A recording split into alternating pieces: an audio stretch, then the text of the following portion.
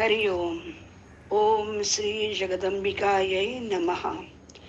आता आपण मागच्या भागामध्ये श्रीमद देवी भागवताचे 6 स्कंद अभ्यासले आणि पूर्वार्ध पूर्ण झाला. आता पुढील उत्तरार्ध जो आहे तोही 7 ते 12 अशा 6 स्कंदाचा आहे. तर अशाने हे देवी भागवत आपले पूर्ण होणार आहे. तर चला आपण आता उत्तरार्धाकडे वळूया. आता उत्तरार्धामध्ये जाण्यापूर्वी आपली पद्धत आहे की पूर्वी आपण काय काय ऐकलंय वाचलंय ते पाहायचं आहे. त्याप्रमाणे सप्तम स्कंदामध्ये सनी परत सुकन्या राणी जी झाली म्हणजे राजकन्या जी होती ती चवन मुनींबरोबर तिचं कसं लग्न झालं आणि मग तिला अश्विनी कुमार कसे भेटले आणि ते तिघजण चवन ऋषींचं रूप सौंदर्य आणि तारुण्याचं सगळं मिळून शिवाय तिला त्यांना दृष्टी पण दिली. अशा प्रकारचा आपण तो स्कंद अभ्यासला होता. त्याचबरोबर चवन मुनींचं सामर्थ्य एवढं होतं की अश्विनी कुमारांना त्याने सोमरसाचं पान करण्याचा अधिकार दिला. इंद्र जेव्हा नाही म्हणतो तेव्हा ते प्रत्यक्ष चवन मुनी एक कृत्य निर्माण करतात आणि ते सांगतात की ही कृत्य त्याच्या मागे लागते. तेव्हा इंद्र म्हणतो की नको नको आता मला शापही देईल. म्हणून ते काय करतात की ती कृत्य मागे घे म्हणून त्याला सांगतात. तर त्यावेळेला ते म्हणतात आणि अशा प्रकारे इंद्र अश्विनी कुमारांना तो अधिकार मिळवून देतो. त्याचबरोबर दुसरी कथा होती की हरिश्चंद्राची कथा. सूर्यवंश आणि चंद्रवंश आणि त्यातले राजे, त्यांची महती, त्यांचं सामर्थ्य, त्यांची साधना, त्याची तपश्चर्या आणि त्यांनी केलेलं प्रजेवरती प्रेम किंवा त्यांनी स्वतःसाठी केलेले अनेक यज्ञ, खास करून त्यांनी देवतांसाठी जे यज्ञ केलेले आहेत आणि स्वर्गप्राप्तीचा जो प्रयत्न केला तोही आपण अभ्यासलेला आहे. त्याच्यामध्ये हरिश्चंद्राचे जे वडील आहेत तर त्याचं नाव आहे सत्यव्रत. तर सत्यव्रत हा सुद्धा त्रिशंकू म्हणून आपण त्याला ओळखतो की विश्वामित्र आणि वसिष्ठ मुनी यांच्यामध्ये नेहमी लागलेली तपश्चर्याची ओढाओढ की कोण मोठं आहे कोण मोठं आहे. तर प्रत्येकाचं तपसामर्थ्य हरिश्चंद्र काय, सत्यव्रत काय, रोहित काय, हे सगळे राजे जे लोक आहेत तर त्यांनी क्षत्रिय म्हणून असणारं त्यांचं किंवा सूर्यवंशी चंद्रवंशी असल्यामुळे त्यांनी जे काय तप केलेले क्षत्रियत्व त्यांनी निर्माण केलेलं आहे, त्याचं सामर्थ्य आहे, त्याचा त्यांनाही थोडा अहम आहे, मद आहे त्यांना. त्याचबरोबर या ऋषीमुनींना सुद्धा त्यांनी केलेले जे सत्याचरण आहे, तपश्चर्या आहे, त्याचा सुद्धा त्यांना थोडा गर्व आहे. आणि म्हणून देवी नेहमी सांगते की मला सगळं आवडतं, फक्त मला अहंकार अजिबात आवडत नाही. तर अशा प्रकारे जेव्हा आपण पाहिलं की जेव्हा दुष्काळ पडला वगैरे सत्यव्रत निघून गेला तर त्यावेळेला विश्वामित्रेची जी संपूर्ण कुटुंब होतं त्यांचा देखभाल संबंध त्यांनी सत्यव्रताने केली आणि त्याच्या प्रित्यर्थ की विश्वामित्र म्हणतात की आपण आता त्याला जायचं आहे ना स्वर्गामध्ये सदेह, तर त्याला जाऊ दे.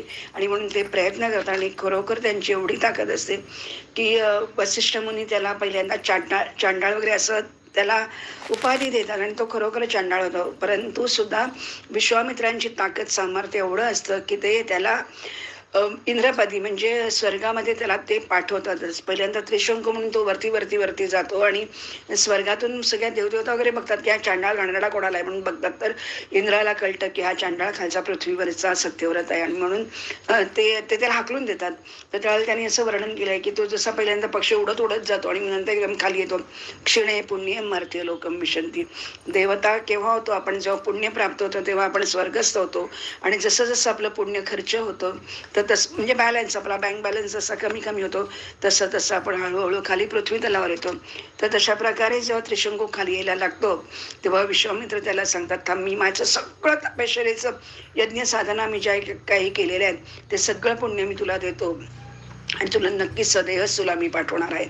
आणि म्हणून इंद्राला ते सांगतात की तू काय करतोस बघूया, मी त्याला पाठवतो वगैरे करून.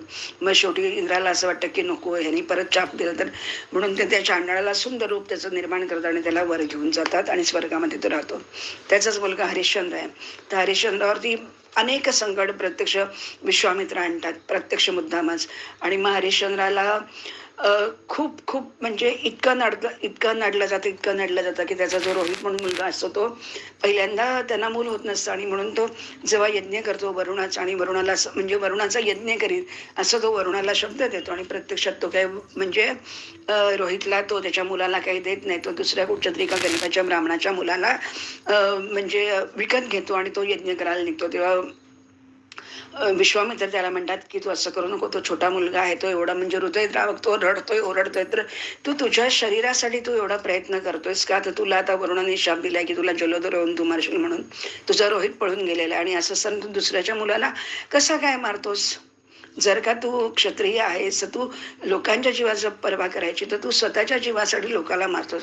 असं करून मग ते विश्वामित्र त्याला वरुणाचा मंत्र देतात आणि तो मंत्र जपतो आणि शून्यशेप त्याच्यातून मुक्त होतो. त्याचबरोबर हरिश्चंद्र राजाही मुक्त होतो.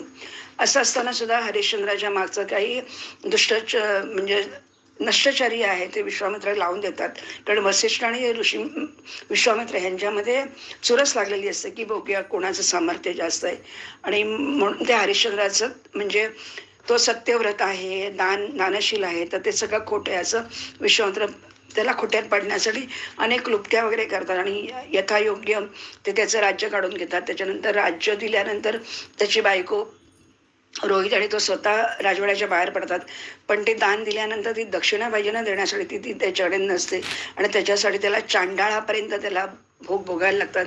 त्याची बायको असते ती विकली जाते, त्याचा मुलगा असतो तो विकला जातो आणि हे सगळं विश्वामित्रच घेत असतात. म्हणजे वृद्ध ब्राह्मणाचं रूप घेऊन येऊन वगैरे. आणि मग नंतर अखेर शेवटी एकदा रोहित साप चावून मरतो आणि तेव्हा ही बायको त्याची जी असते हरिश्चंद्राची शव्या, तर ती घेऊन जाते प्रेत आणि त्या स्मशानभूमीमध्ये जाते. तर तिथे प्रत्यक्ष चांडाळ म्हणजे प्रत्यक्ष तिचा नवराच असतो हरिश्चंद्र.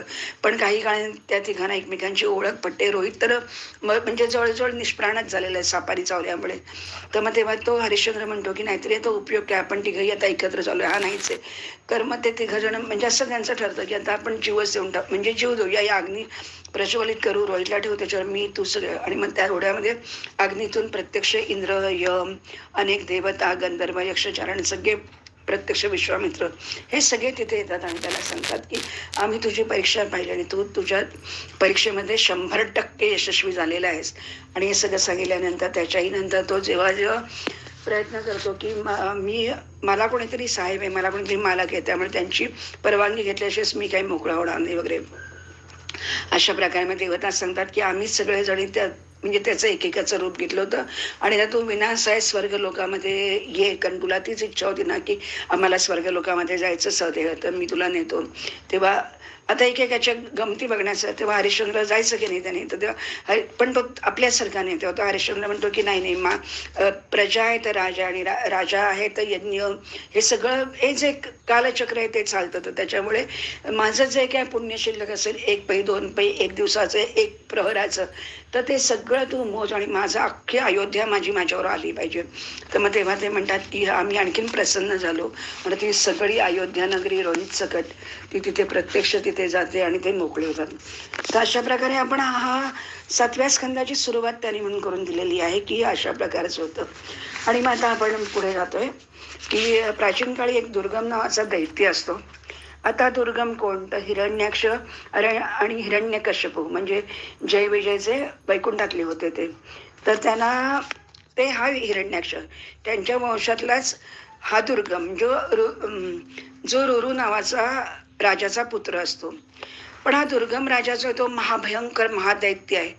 तर त्याच्या नेहमी दैत्य आणि दानव देव यांची नेहमी युद्ध.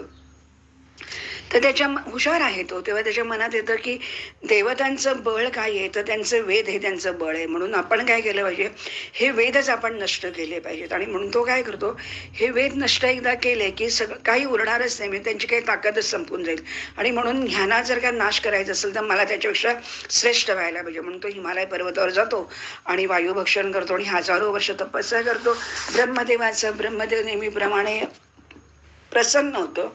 तर ब्रह्मदेवाला तो सांगतो, की दुर्गम म्हणतो, की मला जर का तू वर देणार आहेस तर तू असा वर दे, की मला सर्व वेदांचं ज्ञान मला होईल, सर्व वेद माझ्याकडे येतील आणि त्रिलोकामध्ये जे जे काही मंत्र आहेत ब्राह्मणांकडे किंवा देवतांकडे, ते सगळे मला आले पाहिजेत आणि त्यांची ताकद, त्यांचं सामर्थ्य, त्यांचं तेज, ते सगळं मला आलं पाहिजे, की जेणेकरून मी देवतांचा पराजय करू शकेन. ब्रह्मदेव नेहमीप्रमाणे त्याला हो असंच होईल असं म्हणतात आणि दोघं जण तो ब्रह्मदेव अंतर्धान पावतात. आणि ह्या दुर्गम दैत्य आणखीनच माजून त्रास द्यायला लागतो. मग तो अमरावतीवरती जातो, वैकुंठामध्ये जातो, कैलासात जातो, असं सगळीकडे तो जातो. आणि मग असं करता करता त्याच्यामुळे काय होतं की आता दुर्गमाकडे सगळं आल्यामुळे पहिल्यांदा तो काय करतो की हवनच तो बंद करून टाकतो. आणि अग्नीमधलं हवन बंद केल्यामुळे काय होतं की जलविहीन होते, भूतळ म्हणजे सबंध हाहाकार माजतो. गायी म्हस गाई म्हणजे गायी गुरं सगळं, मनुष्य प्राणी काही नदी नाले काही नाही, सगळीकडे अनावृष्टी, कोरडा दुष्काळ पडतो. आणि आता काही काही होऊ शकत नाही. तेव्हा हे सगळे बघितल्यानंतर या सर्व देवता ऋषीमुनी पहिल्यांदा हिमालय पर्वतावरती जगदंबेची जाऊन स्तुती करतात. आणि ते तिला परत परत सांगतात, हे जगदंबिके अनंत कोटी ब्रह्मांड आधीश्वरी, तुला आमचा वारंवार नमस्कार नमस्कार असो. तुला तर सगळं माहिती, तू सगळं काही करते. प्रसिद्ध त्वं महेशानी, प्रसिद्ध जगदंबिके, अनंत कोटी ब्रह्मांड नायिके, ते नमो नमः. नम कूटस्थ रूपायै चिद्रूपायै नमो नमः. नमो वेदांत वेद्यायै भुवनेशै नमो नमः. अशा प्रकारे ते तिची स्तुती करतात. आणि मग त्याला प्रत्यक्ष ही जी देवी आहे ती साक्षात प्रकट होते. तर ती आता कशी प्रकट होते ते बघा. भगवंती भुवनेश्वरी जी आहे, भुवनेश्वरी, तिला अनंत नेत्र निर्माण होतात. आणि त्या नेत्रातून तिचं बाकीचं सगळं रूप खूप सुंदर आहे, सुडोल आहे, जे नेहमी तिचं वर्णन आपण करतो तसं. पण अडचं तिचं जे रूप आहे तर तिच्या सहस्त्र नेत्र तिला, आणि तिच्या सहस्त्र नेत्रातून सहस्त्रधारा म्हणजे जलाचा वर्षाव होतोय. म्हणजे कारण इथे पहिलं पाणी थांबलेलं आहे ना, कारण सगळं संपूर्ण सृष्टीचं चक्र बिघडून गेलेलं आहे. आणि म्हणून ती काय करते, पहिल्यांदा तिच्या डोळ्यातून पहिल्यांदा ती आसू व्हावं लागतं. आणि मग हे सगळं बघितल्यानंतर प्रत्यक्ष म्हणजे हत्तीच्या सोंडेसारखं पाणी सबंध पृथ्वीवर येतं. तळे पृथ्वी नदी नाले सगळे भरून जातात, जलचर सगळे तृप्त होतात, सगळ्यांना आनंद होतो. आणि म्हणून तिचं एक नाव शताक्षी, शत म्हणजे शताक्षी म्हणजे 100 डोळ्यांची ती. आणि मग ती सगळ्यांना भूकपीडित जे आहे त्यांना सगळ्यांना ती मोकळं करते. कशी तर ती हातामध्ये सुद्धा आपल्या वनस्पती, भाजीपाला, फळं मुळं सगळं ती आणते. जे जे काही खाण्याचे पदार्थ आहेत ते सगळे घेऊन येते. आणि म्हणून तिचं एक नाव शाकंभरी पडतं. आणि मग ही अशी शाकंभरी आलेली आहे. हे जेव्हा त्याला कळतं, दुर्गम त्या दैत्याला कळतं, तेव्हा तो नेहमीपणे हजारोच्या संख्येने औक्षणी सेना घेतो आणि तो तिच्यावर चाल करून जातो. त्याबरोबर ती चाल करून गेल्यानंतर यांच्यात धमासाम युद्ध सुरू होतं. ते दुर्गम आणि अक्षरशः एकमेकांचं जे काय तेज, त्याच्यातून होणारे युद्ध वगैरे सगळे बघितल्यानंतर देवी काय करते, देवी स्वतःच्या शरीरातून अनेक उग्र शक्ती निर्माण करते. जशा की कालिका, तारिणी, बाला, त्रिपुरा, भैरवी, रमा, बगला, मातंगी, त्रिपुर सुंदरी, कामाक्षी, तुळजादेवी, जंबिनी, मोहिनी, छिन्नमस्ता, गुह्यकाली, अशा अनेक हजार हातांच्या आणि अनेक अस्त्रशस्त्र घेतलेल्या ती देवता निर्माण करते, म्हणजे त्या शक्ती निर्माण करते आणि त्याच्यावर चाल करून जाते. आणि मग असं करता करता 10 दिवस युद्ध चालतं. आणि मग 11व्या दिवशी मात्र आता प्रत्यक्ष दुर्गम दैत्य आणि ही देवी यांचं घमासान युद्ध होतं. आणि मग ती अर्थातच देवी त्याला मारून टाकते. आणि मग सगळीकडे आनंद आनंद आनंद होतो. आणि मग सगळीकडे तिला तिचा खूप म्हणजे तिचा उदो उदो उदो उदो होतो. आणि मग त्याच्यामुळे ती देवता म्हणतात, जगद्ब्रह्म विवर्तये कारणे परमेश्वरी, नमः शाकंभरी शिवे, नमस्ते शतलोचने, सर्वोपनिषद घुष्टे दुर्गमा सुरनाशिनी, नमो मायेश्वरी शिवे, पंचकोशांतरस्थिते, चेतसा निर्विकल्पेन याम ध्यायन्ति मुनीश्वराः, प्रणवार्थ स्वरूपाम ताम भजामो भुवनेश्वरी. तर अशा प्रकारे ही अनंत कोटी ब्रह्मांडाची जननी आहे, तिचा दिव्य विग्रह आहे. तर तिला खूप ते तिची स्तुती करतात, कारण आता तिच्यामुळे परत ते काळचक्र चालू होतं. आणि म्हणून मग ती आणि मग ती एवढं करून थांबत नाही. हे सगळं झाल्यानंतर ते सगळं तृप्त होतात. आणि मग ती अशी मधुर स्वराची, ती मधुर भाषिणी देवी त्यांना सांगते की आता मी ब्राह्मणां तुमचे जे सर्वात श्रेष्ठ जे वेद आहेत ते मी तुमच्या स्वाधीन करते. त्यानेच तुम्ही माझं पूजन करायचं, कारण मला वेद अत्यंत प्रिय आहेत. आणि जर का तुम्ही जर का हे वेदाध्ययन केलं तर मी प्रसन्न होतो आणि कुठच्याही प्रकारचा तुम्हाला त्रास होणार नाही. आणि म्हणून ती असं म्हणून ती देवता अंतर्धान पावणे अगोदरच सर्व देवता तिचं एक नाव दुर्गा म्हणजे दुर्गमाचा नाश करणारी म्हणून ती दुर्गमा. आणि म्हणून तिचं आपण 32 नावाने आपण तिचं आता स्तुती करूया.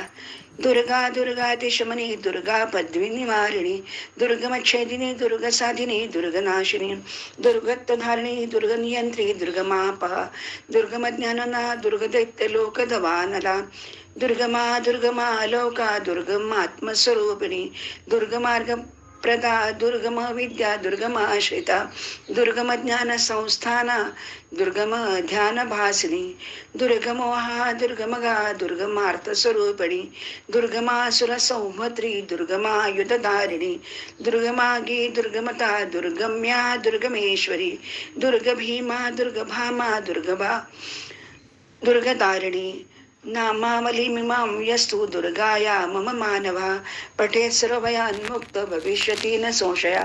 अशा प्रकारे ती देवी सांगते की तुम्हाला इथून पुढे जेव्हा जेव्हा कधी त्रास होईल तेव्हा तुम्ही हे नेहमी देवी स्तोत्र, दुर्गम स्तोत्र आहे, दुर्गेचं दुर्ग स्तोत्र आहे आणि ते दुर्गासारखं जी काही संकट येतील ती हारायचं काम माझ्याकडून होईल. आणि म्हणून तुम्ही हे वेद कायम म्हणा आणि सर्व ब्राह्मणांनी या वेदांचं कायम रक्षण केलं पाहिजे. म्हणून या वेदाने त्यांनी यज्ञ केला पाहिजे आणि या यज्ञामुळे देवता संतुष्ट होतील आणि त्यामुळे त्या सर्व प्रकारच्या पृथ्वी म्हणजे पंचमहाभूतांमुळे सर्व सृष्टी चराचर आनंदात होईल आणि त्याच्यामुळे तुम्हाला कधीही त्रास होणार नाही. आता गंमत बघायची आता इथे पुढे की जेव्हा विष्णू आणि शंकर आहेत तर ते त्याच्याबरोबर खूप मोठं युद्ध होतं त्यांचं त्याच्यामध्ये. आणि म्हणून एकदा काय होतं की युद्ध झाल्यामुळे ती सगळ्या त्या लोकांना खूप असा गर्व होतो की वा आमच्यामुळेच ते युद्ध झालं वगैरे. आणि ते आपापसात एकमेकांच्यात चर्चा करत असतात म्हणजे विष्णू आणि शंकर वगैरे. आणि मग तेव्हा ते बघतात वगैरे. ते त्याच्यामध्ये असं होतं की काय होतं की एकदा काय होतं गंमत की हलाल नावाचे अनेक हजारो दैत्य निर्माण होतात आणि ते तिन्ही लोकांवरती कब्जा करतात. त्याबरोबर ते वैकुंठात आणि शंकराकडे ते जातात आणि मग तिथे त्यांचं धमासान युद्ध होतं आणि ते त्यांना हरवतात आणि शंकर आणि विष्णू म्हणजे यशस्वी होतात आणि त्यांना त्याचा मद होतो, त्यांना त्याचा अभिमान वाटतो आणि ते एकमेकांबरोबर म्हणजे आपण ज्याला म्हणतो ना बलाचा अभिमान झाल्यामुळे ते अगदी वृथा छद्म हास्य वगैरे करतात गौरीकडे आणि महालक्ष्मीकडे बघून. तर गौरीकडे आणि महालक्ष्मीकडे बघितल्यानंतर आदिमायेचा खरं म्हटलं तर हा अपमान आहे. आणि म्हणून काय होतं की त्या दोघी देवता असतात त्या कुपित होतात आणि त्या प्रत्यक्ष अंतर्धान पावतात आणि मग त्यामुळे विष्णू आणि शंकर हे सुद्धा निस्तेज होतात आणि संबंध परत पृथ्वीचा तोल ढळतो. आणि मग हे सगळं बघितल्यानंतर ब्रह्मदेवाच्या लक्षात येतं की काय झालंय की विष्णू आणि शंकरांनी अतिशय म्हणजे अभिमान झाल्यामुळे गर्व झाल्यामुळे गौरीला आणि महालक्ष्मीला त्यांनी किंमत कमी केली त्यांची, त्या रागावल्या आणि म्हणून त्या परत आपल्या देवीकडे निघून गेल्या. तर म्हणून तो काही काळ आपला सृष्टीचा भार सांभाळतो पण नंतर त्याला काही वेळ नसतो, जमत नाही. आणि म्हणून तो 4 कुमारांना म्हणजे संत कुमार वगैरे त्यांना सांगतो, उरलेल्या देवतांना वगैरे सांगतो की तुम्ही असं करा की काही करा आणि तुम्ही या देवता म्हणजे या परांबेला या देवीला तुम्ही प्रसन्न करून घ्या आणि तिच्याकडून तुम्ही वर मागून घ्या की आमच्या ज्या महालक्ष्मी आणि गौरी म्हणजे जी देवी आहे तर त्या परत येऊ देत आणि मग त्या पूर्वीसारखं विष्णू आणि शंकरामध्ये परत बल येईल. आणि हे जेव्हा त्यांच्या लक्षात येतं तेव्हा त्यांना सुद्धा अतिशय दुःख होतं, वाईट वाटतं आणि ते पण तिची स्तुती करायला लागतात. आता ही कशी आहे देवी तर त्याचंही वर्णन त्यांनी केलेलं आहे की ही जी आदिशक्ती आदिमाया मूल प्रकृती जी आहे ती पंचब्रह्म जे आहे ते पंचब्रह्माच्या आसनावरती बसलेली आहे. कुठल्याही देवतेची हिंमत नाही की त्या पंचदेवांच्या आसनावरती बसेल आणि ती नुसतीच आसनावर बसलेली नाहीये तर ती पंचदेवांची अधिष्ठात्री शक्ती रूपामध्ये तिथे अधिष्ठित आहे. आणि म्हणून म्हणजे या हे जे 5 जण आहेत त्याच्या पलीकडे कोणालाही ती माहिती नाही आणि म्हणून वेदामध्ये तिला अव्यक्त रूपिणी असं म्हटलेलं आहे. म्हणून ही परांबा पराशक्ती अव्यक्त असते आणि ती कोणालाही दिसत नाही आणि तिचंच नाव एक भुवनेश्वरी आहे. आणि ते शिवतत्वाच्या म्हणजे ही जी शिवा आहे आता ही ओळखायची कशी. आपण जर का म्हटलं हा ठीक आहे म्हणजे सगळे कातडीचे मी कातडी मोकळी करतो आणि मी आकाशाला आच्छादन करीन तर ते शक्य आहे का. आकाश नाही झाकलं जाणार. तसंच आहे हे जे शिवतत्व आहे शिवा म्हणजे या शक्तीचं जे तत्व आहे तर त्यांनी ज्ञानाश त्याशिवाय ती कोणालाही दिसू शकत नाही आणि फक्त ध्यानयोगाद्वारे कदाचित कदाचित जगदंबेचं दर्शन या मुनी लोकांना होतं. तर अशा प्रकारे त्या मणिद्वीपाची ही परांबा भगवती गौरी लक्ष्मी सरस्वती या तिघांना ती उत्पन्न करते आणि ब्रह्मा विष्णू महेश यांना ती त्यांना सांगते की ह्या माझ्या शक्ती आहेत आणि तुम्हाला म्हणजे तुम्ही त्यांचा सांभाळ केला पाहिजे, तुम्ही तिचं कायम त्यांचा आदर केला पाहिजे. आणि मग नंतर काय होतं की गौरी जी आहे तर असं झाल्यामुळे हे शक्ती जेव्हा होतात तेव्हा ते भुवनेश्वरीचा बीजमंत्र म्हणतात आणि तो बीजमंत्र म्हटल्यानंतर पराशक्तीचं ध्यान केल्यानंतर जेव्हा ते प्रसन्न होतात आणि मग तेव्हा ती सांगते की तू असं सगळं केल्यामुळेच तुमच्याकडून तुमची शक्ती हीन झाली आणि तुम्ही कधी माझ्या शक्तींचा तुम्ही अपमान करायचा नाही आणि जर का तुम्ही माझ्या शक्तींचा अपमान केला तर या दोन्ही शक्ती अशा क्षीरसागरामध्ये किंवा हिमालयावरती किंवा दक्ष प्रजापतीकडे निघून जातील. आता तिने ते कसं सांगितलं ते बघूया आपण. ती असं म्हणाली, माया बीजम ही मंत्रो मे मुख्य प्रियकर सदा ध्यानम विराट स्वरूपम मी अथवा त्वत्पुरतः स्थितम सच्चिदानंद रूपम वा स्थानम सर्वम जगन मम युष्माभि सर्वदा चाहम पूज्या ध्येया च सर्वदा. तर अशा प्रकारे तुम्ही माझी कायम म्हणजे साधना केली पाहिजे तर या देव्या तुमच्याकडे येतील. आता व्यासजी जन्मेजयाला सांगतात की ही कशी प्रकट झाली. तर तेव्हा प्रत्यक्ष विष्णू आणि शिव तिच्या कृपेने परंबेच्या कृपेने आता ते स्वस्थ झाले, त्यांच्या ताकद आली आणि ते अभिमान रहित झाले. आणि मग एकदा काय होतं की दक्ष प्रजापती दक्ष मागून घेतो तिला आणि हिमालय पण तिला मागून घेतो की मला ही देवी आमच्याकडे प्रकट होते. आणि म्हणून दक्षाच्या भुवनामध्ये एकदा काय होतं, एक महान तेज प्रकट होतं की ते डोळ्यांनाही म्हणजे अतिशय त्रासदायक एवढं ते महान तेज असतं. आणि म्हणून तिचं ते नाव ती तिथे प्रकट होते, कारण त्यांनी सांगितलेलं असतं की मला ती स्त्री म्हणजे माझ्या मुलीच्या रूपात ती होती. आणि म्हणून दक्षाकडे ती सतीच्या नावाने म्हणजे सतीच्या रूपामध्ये ती जन्म घेते, ब्रह्मस्वरूपिणी ही. आणि म्हणून ती परत शिवाला समर्पित केली जाते, कारण पूर्वीच्याही काळी ती शिवाची शक्ती असते. म्हणून ती ही सती आता दक्षाकडे त्याची मुलगी म्हणून जाते. पण मग असं असताना तिने अग्नीमध्ये जाळून भस्मसात का करून घेतलं असं जन्मेजय विचारतो. तेव्हा तो व्यासी त्याला सांगतात की सतीच्या भस्म होण्याचं अतिशय एक प्राचीन वृत्तांत मी तुला सांगतो की ऋषी दुर्वासा म्हणून होते, तर ते भगवतीची साधना माया बीजाचा मंत्र जप करून वगैरे ते अतिशय आनंद होऊन भुवनेश्वरी त्यांच्यावरती प्रसन्न झाली आणि ती दुर्वासाला तिने तिच्या गळ्यातली एक माळ काढून दिली की ती माळ अत्यंत दिव्य होती. आणि ती माळ घेऊन त्यांना फार आनंद होतो दुर्वासाला. आणि मग ते आकाश मार्गाने जात असतात तेव्हा दक्षही बाहेर पडलेला असतो आणि आपला दक्ष आहे तो आपल्या वाहनावर बसून तो चाललेला असतो, हातीवर बसून चाललेला असतो. आणि तो बघतो की दक्ष बघतो की तो येतो आणि म्हणून तो येतो वगैरे बघतो आणि विचारतो दुर्वासांना की अरे ही एवढी माळ मी तर अजून कुठे बघितली नाही, कुठे मिळाली तुला? ही मनुष्याकडे नाही, देवतांकडे ही माळा अतिशय दुर्लभ ही आहे तरी कोणाची? मग तेव्हा दुर्वासा सांगतात की ही माळ जी आहे ती मला प्रत्यक्ष देवीने दिलेली आहे, पण ती तू मागतो. तर तो म्हणतो की मला देता का? तर मग ते दुर्वासाला नमस्कार करतो तो आणि तो ती माळ दक्ष प्रजापती स्वतःकडे घेतो आणि मग ती माळ वगैरे घालतो, तिची पूजा वगैरे करतो. आणि कशी गंमत होते बघा, दैवत दिलं तरी कर्माने जातं ते सगळं. आणि म्हणून दक्ष काय करतो, आपल्या पत्नीबरोबर म्हणजे शयनगृहामध्ये जातो आणि तिच्याबरोबर रतिसुख वगैरे घेतो, सगळं म्हणजे संभोग वगैरे घेतो. आणि त्यामुळे त्या माळेचा अपमान होतो. आणि ती जी सती आहे ती म्हणजे ही जी दक्षाची जी मुलगी आहे, तर दक्षाला आता काय होतं, ती माळ त्याच्या गळ्यामध्ये आहे पण त्यांनी म्हणजे विचित्र असं तो वागलेला आहे. त्याच्यामुळे काय होतं, दक्षाच्या मनामध्ये देवीविषयी अतिशय म्हणजे आपण ज्याला म्हणतो ना निगेटिव्ह वेव्ज यायला लागतात, त्याच्यामध्ये नकारात्मक भावना निर्माण होतात.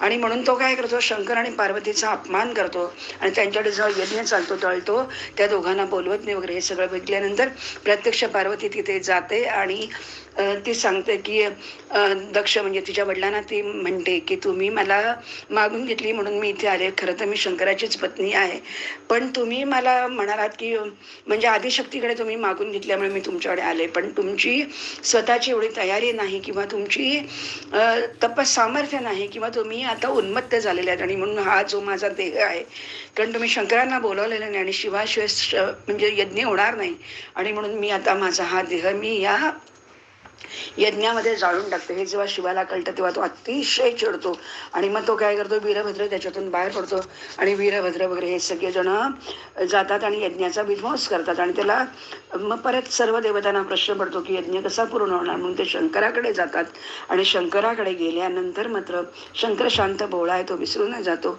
आणि तो त्याला बोकडाचं मस्तक लावतो आणि तो यज्ञ पूर्ण होतो. अशा प्रकारे दक्ष प्रजापतीला सुद्धा आता कळलं की आपण किती चुकीचं करून बसलेलो होतो आणि अशा प्रकारे ती परत शक्ती आहे ती शंकराकडे येते. पण आता इथे यज्ञामध्ये ती भस्म झालेली आणि म्हणून त्याला अतिशय दुःख होतं, म्हणून तिथे यज्ञातली ती काढून घेतो आणि तो स्वतःच्या पाठीवरती ती देवी घालतो आणि तो दर दर दर दर भटकत राहतो आणि त्याच्या मागोमाग विष्णूही त्याच्या मागोमाग जातात.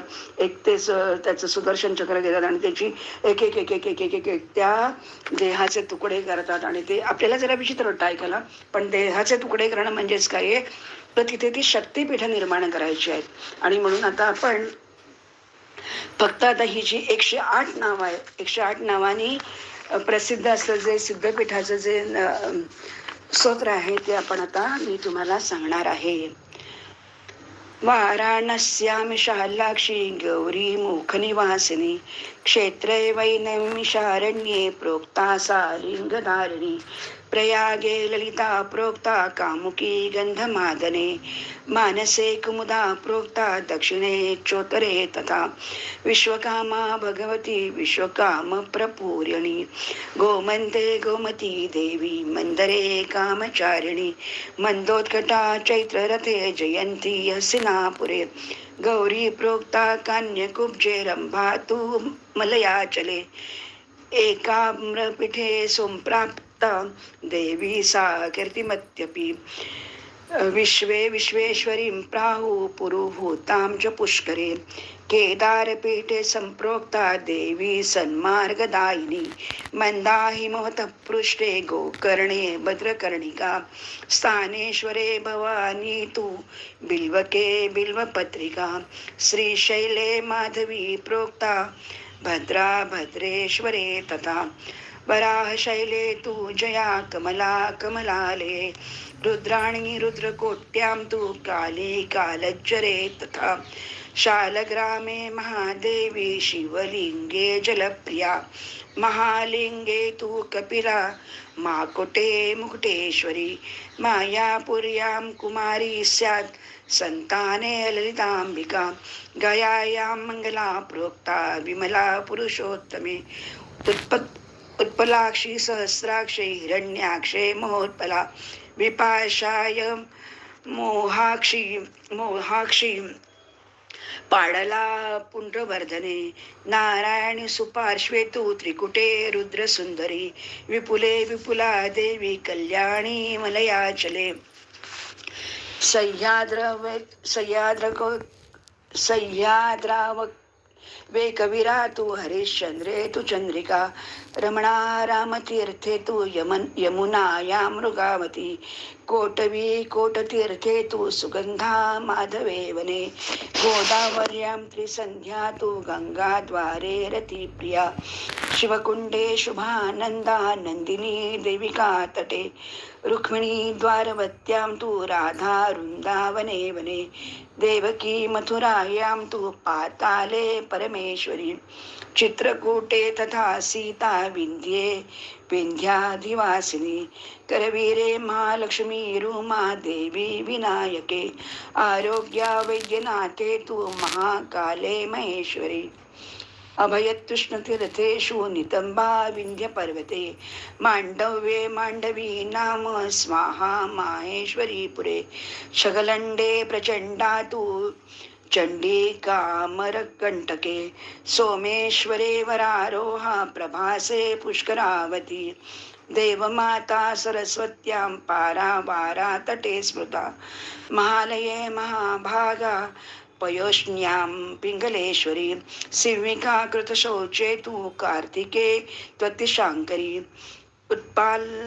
उत्पालावर्तके लोला सुभद्रा क्षोण संगमे माता सिद्धवने लक्ष्मीर्नंगा अंगा भरताश्रमे जालंधरे विश्वमुखी तारा किष्किंध पर्वते देवदारुवने पुष्टिर्मेधा काश्मीर मंडले भीमा देवी हिमाद्रौ तु तुष्टिर्विश्वेश्वरे तथा कपालमोचने शुद्धिर्माता कामावरोहणे शंखोद्वारे धारा नाम धृती पिंडारके तथा गला तु चंद्रभागायां छेदो शिवधारिणी वेणायाममृता नाम बदर्यार्मूर्वशी तथा औषधिश्चोत्तर कुरो कुशद्वीपे कुशोधका मन्मथा हेमकूटे तु कुमुदे सत्यवादिनी अश्वत्थे वंदनीया तु निधिर्वैश्रवणालये गायत्री वेदवदने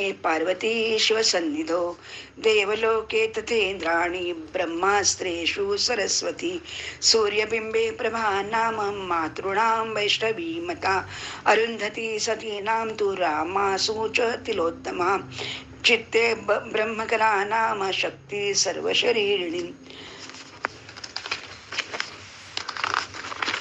अशा प्रकारे ही 108 नावांची सिद्धपीठं तयार झाली आणि त्या स्थानावरती देवी प्रत्यक्ष शंकराचं तिथे वास करून आहे. आणि त्यामुळे त्या 108 पीठांचं अतिशय महत्त्व आहे. त्याचं स्मरण, श्रवण, चिंतन किंवा तुम्ही तिथे जाऊन दर्शन घेऊन आलात तरी सुद्धा त्याच्यातून मिळणारा जो काही लाभ आहे तो अवर्णनीय आहे. आणि म्हणून आता परवा राधाष्टमी झाली, गणपती झाले, गौरी झाल्या, आता पुढे जाऊन पितृपक्ष आहे, त्याच्यात नवरात्र आहे. तर या सर्व हे जे आपल्याकडे हिंदू सण जे केलेले आहेत त्याच्या मागे अत्यंत मोठं काहीतरी वैदिक तर शास्त्रच आहे, धर्म आहे, ग्रंथ आहेत. या सगळ्यांच्या सिद्धपीठांचं किती महत्त्व आहे तर त्यांनी त्याच्यामध्ये सांगितलेलं आहे. आणि जी व्यक्ती देवी भक्ती परायण हे साधना करते किंवा जेव्हा तुम्हाला काही म्हणजे प्रश्न येईल, काही संकट येईल, तेव्हा तुम्ही अष्टोत्तर शतनाम जरी स्वतः म्हटलीत, लिहिलीत, ऐकलीत, वाचलीत किंवा जरी स्मरण केलं तरी सुद्धा तुमचं सर्व भयापासून मुक्ती होईल, तुम्हाला सौभाग्य प्राप्ती होईल, वृद्धी होईल. अशा प्रकारे ती ते सांगते. आणि पितरांचं श्राद्ध जर का तुम्ही हेही आता पितरांचं श्राद्ध आपण पितृपक्षामध्ये करतो तर काही तुम्हाला येत नाही किंवा तुम्हाला बोलवायचं नाही कोणाला, तर तुम्ही फक्त ही 108 नावं जरी तुम्ही घेतलीत तरी सुद्धा सिद्धपीठ प्रत्यक्ष ज्ञानस्वरूप हे जे मुक्ती क्षेत्र आहे तर तिथे तुम्हाला गेल्याच आणि तिथे तुम्हाला म्हणजे तुम्ही तिथे जाऊन तुम्ही तिथे यज्ञ दान तप केल्यापेक्षा सुद्धा जास्त पुण्य मिळेल. त्याबरोबर पितरांची शांती होईल, देवता शांत होतील आणि तुम्हाला प्रत्यक्ष भक्ती मुक्ती प्राप्त होईल. अशा प्रकारे हा सप्तम स्कंधामध्ये त्याने इतका अवर्णनीय असं देवीचा महिमा सांगितलेला आहे. तर त्यामुळे झालेली सेवा ईश्वरचरणी अर्पण करते. हरिओम तत्सत, हरिओम तत्सत, तत्सत. श्री कृष्णार्पणमस्तु. ओम ऐं ह्रीं क्लीं चामुंडाय विच्चे. हरिओम.